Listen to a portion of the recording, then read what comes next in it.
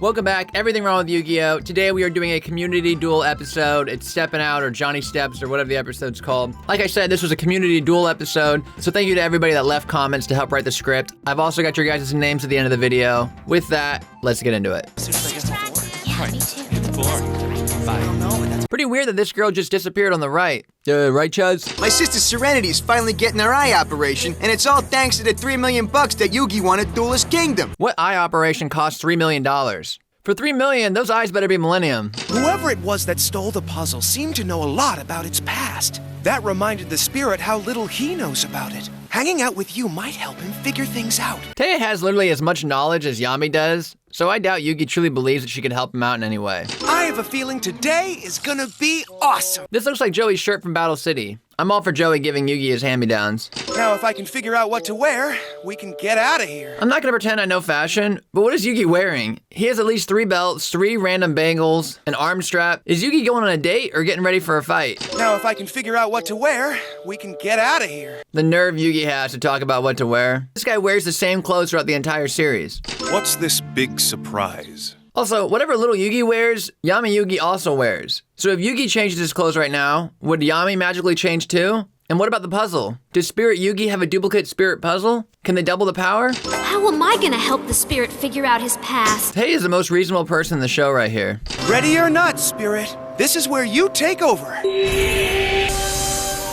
Rare instance of Yami not having immediate aura upon showing up. He seems to have a lot on his mind. Yeah, of course he's got a lot on his mind. From the exhibit, to not knowing who he was or who he is, to almost losing contact with Yugi due to Bandit Keith as a rare hunter. Thanks for telling us what we already know, Taya. Hey, check this out. Here's something we can do. The Ancient Egypt exhibit. So Taya's had this the whole time? Why didn't she just start with this if she really wants to help Yami get his memories back? Now that could be interesting, Taya. Oof. The way he says it, it sounds like nothing they've done so far on this date has been interesting. I know we haven't seen them do much yet. Maybe all they've done so far is go to the cafe, but still. It has the same symbol as the Millennium Puzzle. Call me crazy, but this exhibit's gotta help answer some questions about your past. You're crazy, girl. Not because of your suggestion to the museum, that was a good one, but just in general, you're cray-cray. I know my origins lie in ancient Egypt, and I now reside within the Millennium Puzzle, but that's about all. Well, and according to you, you were a pharaoh and your name is Yami. I'm going through the same thing. My situation's not exactly the same as yours, but I'm not sure why I'm here or what my future holds either.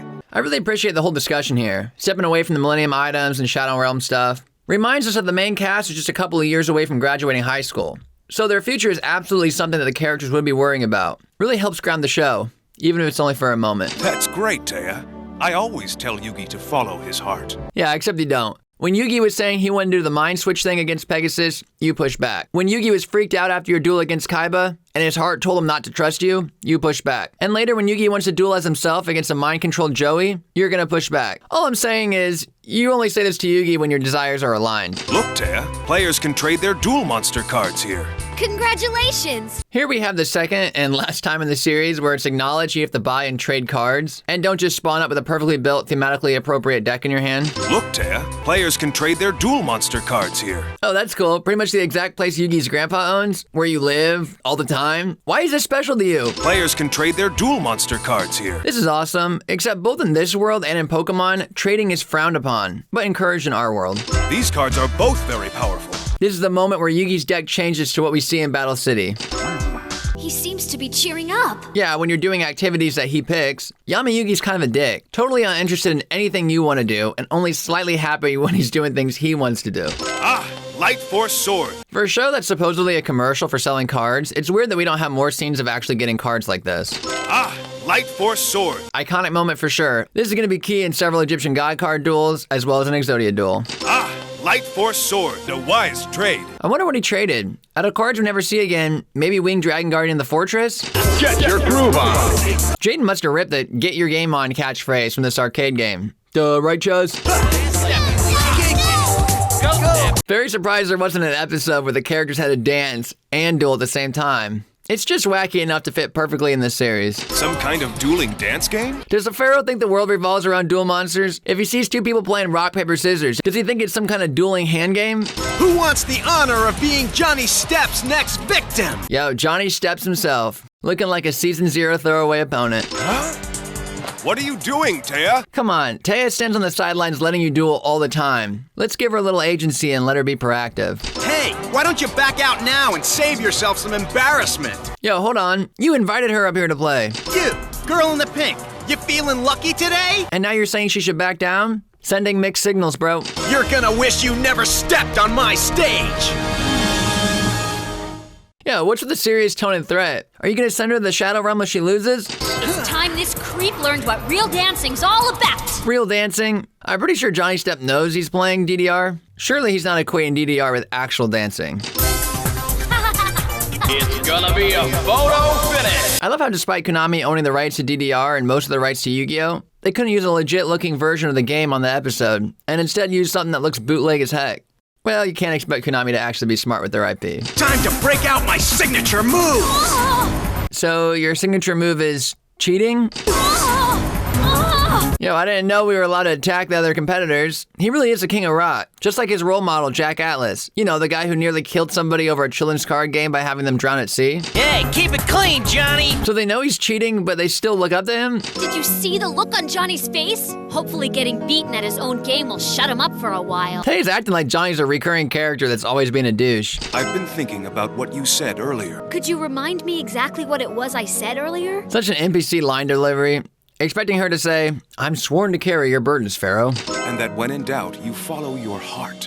And my heart is now telling me that I must uncover the secrets of my origin. So basically, Taya told you to do what you were already doing? And my heart is now telling me that I must uncover the secrets of my origin. With the previous conversation in the cafe, Atem questions how Yugi can care for someone he doesn't really know. Now in sub, he mentions it's better to hold on to status quo, but Taya says even though he has two hearts, he should be honest with his heart. But the dub goes for suspense and mystery, rather than character building, showing Atem is different than he was in Duelist Kingdom. He's really determined to find out about his past. But I've got a bad feeling it's gonna lead him and Yugi to more danger. Classic Taya, always being told what's going on as a narrator. I think that you owe me a rematch. I'll give you a rematch. It would have made way more sense to have Taya duel him. They're both amateurs. As Johnny admits later, Yugi is clearly out of his league. This could have been a legit win for Taya, both as a duel and as a conflict she resolves on her own. She teaches Johnny about friendship, inspires Yami, and wins the duel. Stay out of this, porcupine head! Is this really the only time that Yugi's hair has ever been brought up? If I win, the girl will have to go out on a date with Johnny Steps. I love the confidence, but bro, this might not be such a good idea. Maybe just mind crush him and call it a day. Really? The dramatic sting? Like the stakes are so incredibly high? Like going on a date with Johnny Steps is some kind of unimaginable horror? Not bad. Not bad. Celtic Guardian is a staple in Yugi's deck early on, but this card is mid, if not low tier. He has no abilities, no special combos, and no high attack or defense stats. Not bad. What do you mean not bad? Celtic Guardian is terrible, which isn't bad, I guess. Okay, yeah, you win this one. Carry on. Destroy Sonic Mate with your steel sword! It looks like you just got lucky, dude. Just got lucky. Who puts out a 1200 attack monster with no back row in this era? After all, we know the top tier move in duel monsters is to... Checks notes. Put a stronger monster in attack mode and attack. Is something wrong? Every duelist knows a strong deck needs cards that support each other, but Johnny's monsters seem to be all over the place. Nope. Sorry, you don't get to critique him on that when your deck up to this point is Beaver Warrior, Silver Fang, Mystical Elf, Feral Imp. Rex Raptor's deck's got more synergy than this. But Johnny's monsters seem to be all over the place. Come on, Yug. He's only played 2 cards up to this point. Don't you think that might be a little presumptuous to declare his deck has no synergy from just 2 cards? I'm gonna make the safe assumption that Yugi is still using his Duelist Kingdom deck at this point. And I like Celtic Guardian as much as the next guy.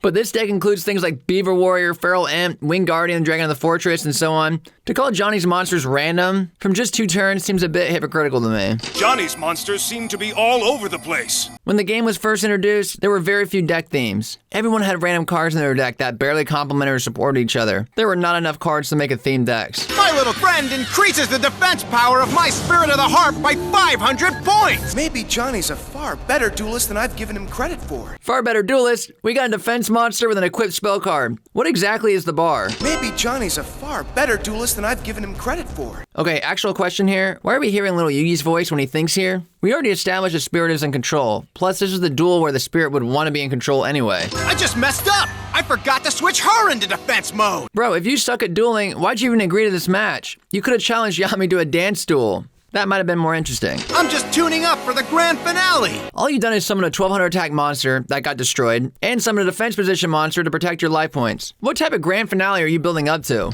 Using Witch of the Black Forest and Lady of Faith together. This is a Black Sabbath reference. Witch of the Black Forest plus Lady of Faith. Using Witch of the Black Forest and Lady of Faith together. So he strategically summons Witch of the Black Forest and uses her as fusion material, but doesn't use her effect? Shame. To create a whole new rock and rollin' entity, the Musician King. As someone else said in another video, it's two lesbian moms who support their rock and roll son. The Musician King. Genuinely the most ridiculous fusion in all of OG Yu-Gi-Oh! No, my Celtic Guardian! Oh no. Oh no, it's almost like you made a mistake by leaving her in attack position. You know, like you just criticized Johnny for doing? Make your move. Curse of Dragon! Fire your flame and silence the Musician King! Did Tim not draw his card when Johnny ended his turn? You fell into my trap. I totally played ya. A trap? Yes, Yami, a trap. You watched him put back row down and now you're suddenly surprised. His attack and defense points climb up to the top of the charts. Ain't no way 2050 attack is top of the charts. Could Johnny actually win? Taya, you really can't be thinking that. Come on, be serious. The animation team, or the guy in charge for the holo design for this card, must have been a serious metalhead, because he put so much detail in not only the art design, but the rip chords he plays whenever he attacks. Impossible! Because Metal Morph raises Heavy Metal King's attack power. It's true Metal Morph increases your attack power, but only when your monster attacks. But since my monster attacked, Heavy Metal King didn't receive the power bonus. It's interesting that this is the final duel to follow the rules from Duel's Kingdom. And the big wham moment in this duel isn't some made-up D&D-esque attack the moon type thing. It's genuinely correctly explaining Metal Morph's real-world TCG effect. Maybe you should have read the instruction manual first. Damn, the instruction manual insult. Ouch. Just call me Yugi. That name sorta rings a bell. Wait, so you never bothered to ask him his name? Or even hear Taya call him by his name? That name sorta rings a bell. So it takes Yugi saying his name for him to figure it out? He's never seen Yugi's face anywhere on billboards, television, or anything? I highly doubt that. Just forget it. I can't hang with you. I'm a dancer, not a duelist. You can be both. It's not one or the other.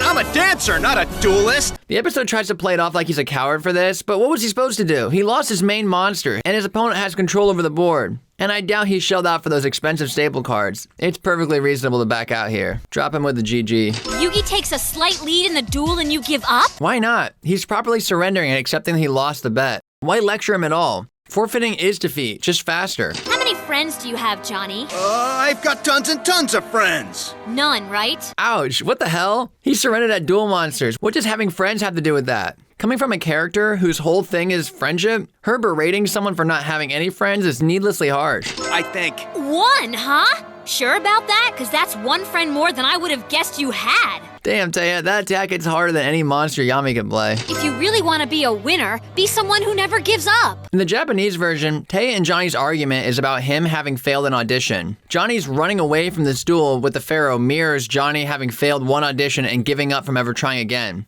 Taya says she's failed more than a dozen auditions, but she keeps trying. Taya's speech here would make a lot more sense with that context. Yeah, welcome to the dub. But as it is, it just feels like they're attaching friends to never giving up. Never giving up, or trying again when you fail, is a good message, but it's got nothing to do with how many friends someone has. Really bizarre. Well, here we are, the Domino Museum. Back to the plot we actually care about. Just in time for the end of the episode. I feel it may hold clues to the mysteries of my ancient past. You don't say. I'm right with you. It's nighttime now, so the museum would probably be closed. We know that Ishizu is expecting the Pharaoh, which is probably why the museum is still open. But it would have been funny for the episode to end with them not being able to get into the museum and having to come back the next day. Alright, thank you guys so much for watching, and thank you to everybody that helped write these nitpicks. All your guys' names are right here between the last two episodes that I've done this with.